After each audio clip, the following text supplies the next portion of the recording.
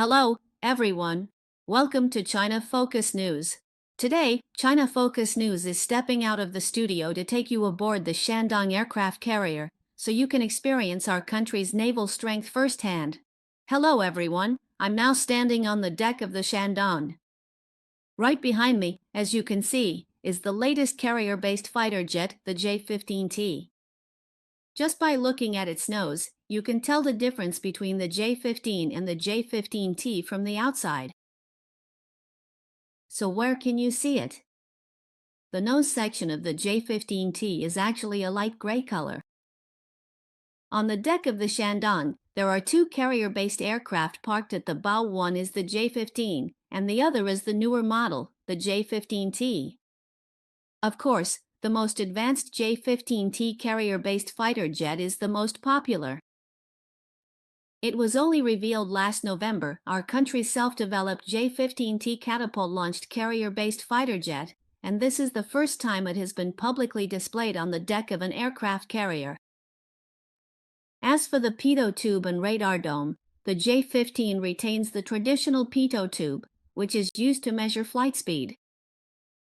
The radar dome is a regular oval shape, with a pulse-Doppler radar installed inside, capable of detecting targets at a distance of about 130 kilometers.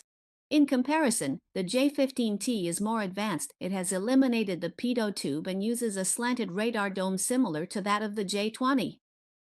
Inside, it is equipped with a gallium nitride dual-control array radar, increasing its detection range to over 300 kilometers and allowing it to simultaneously track more targets.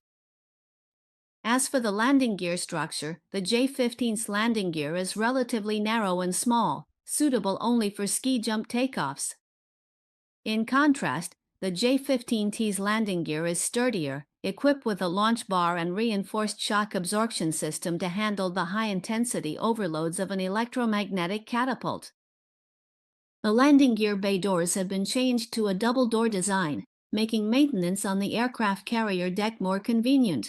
In terms of wing design, the J-15's wingtip pylons are L-shaped, which limits the types of PL missiles it can carry.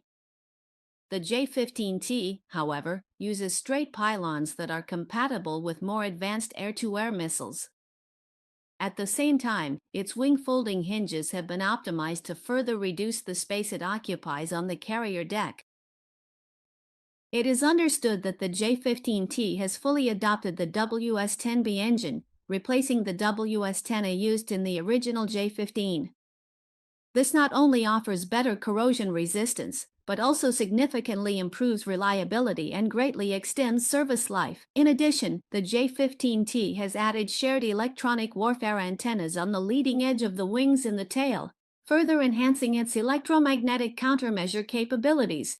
The J-15 can be said to have solved the problem of China having no carrier-based aircraft to having one, while the J-15T represents a leap from simply having one to having a truly powerful one. Currently, both the Liaoning and Shandong aircraft carriers are rapidly replacing their fleets with the new J-15T.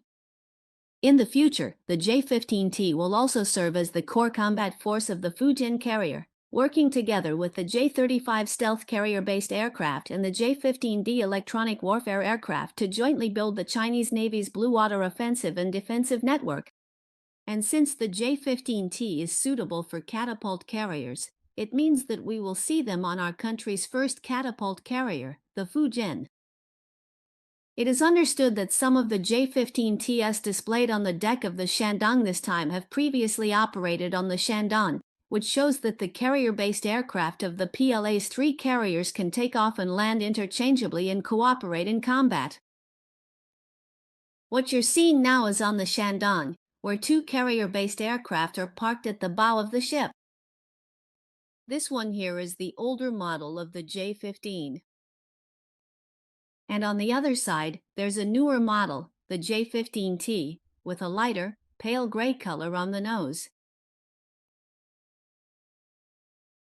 So this is basically the latest model of carrier-based fighter jet. However, this particular J-15, its number is 60, you can see its number is 60. It once forced back a Japanese self-defense force aircraft over the East China Sea when they were monitoring and tracking the Shandong. The J-15 fighter jet with the number 60, parked at the bow of the Shandong, can be called a workhorse. It once intercepted a Japanese P-3C anti-submarine aircraft in the Western Pacific that was trying to tail and monitor the Chinese carrier battle group. According to Phoenix TV, on June 11th, the Japanese Ministry of Defense announced that from June 7th to 8th, a Japanese Maritime Self-Defense Force P-3C anti-submarine patrol aircraft was closely intercepted and driven away by a J-15 carrier-based fighter jet while tracking and monitoring the Chinese Navy's Shandong aircraft carrier battle group.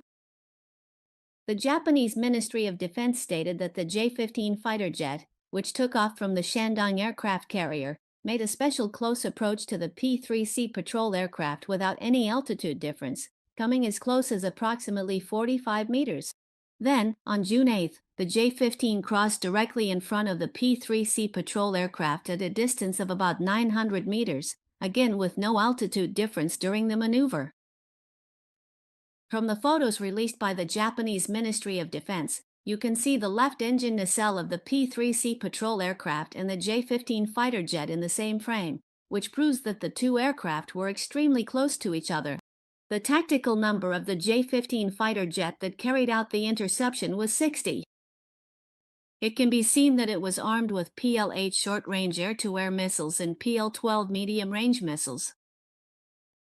So during this visit to Hong Kong by the Shandong aircraft carrier, this J-15 with the number 60 was arranged to be parked in the most prominent position at the bow of the ship.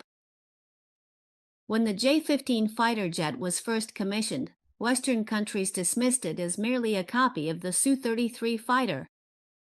In the face of Western underestimation, our country's aviation industry did not lose heart. We are also very clear about the shortcomings of the J-15 fighter jet, especially the fact that on ski-jump aircraft carriers, it cannot take off with a full load of fuel and weapons, which imposes certain limitations on its combat capabilities.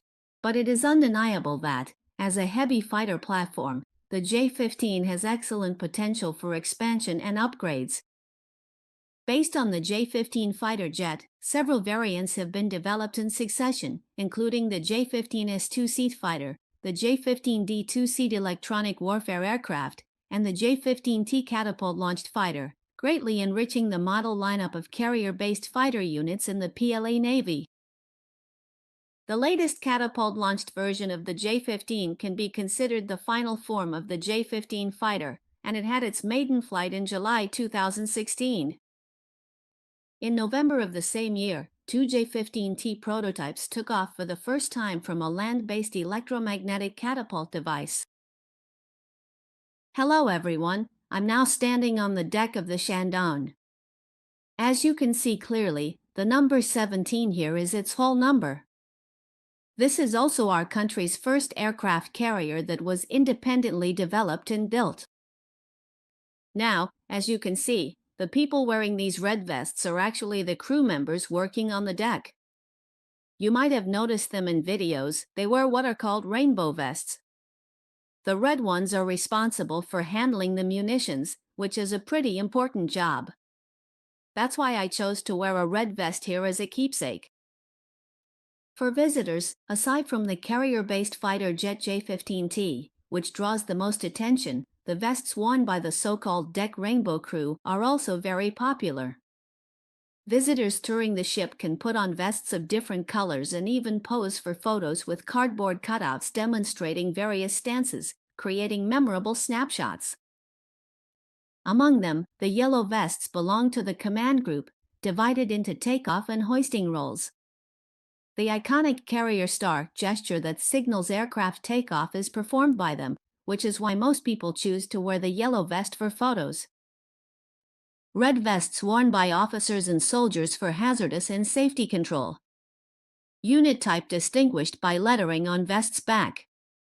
Duties include loading ammunition and driving away birds.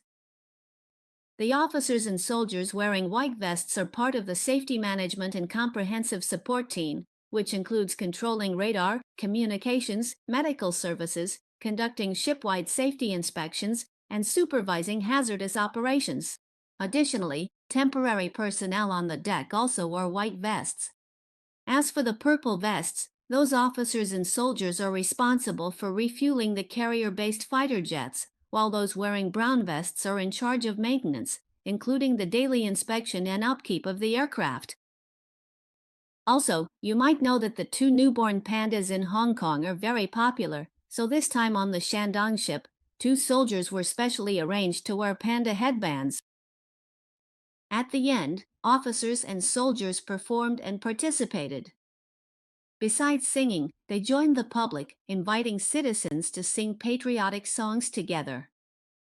As the visit drew to a close, marking the end of a memorable and impactful engagement, the dedicated officers and brave soldiers, with a profound sense of camaraderie and respect, meticulously wrapped up their activities. They chose a truly poignant and culturally significant gesture to bid their final farewell to the appreciative citizens, a heartfelt rendition of the iconic and beloved song, Pearl of the Orient. This musical tribute served as a beautiful and emotional send-off, symbolizing their deep connection and gratitude to the community they had served, leaving a lasting impression on everyone present. Music in the background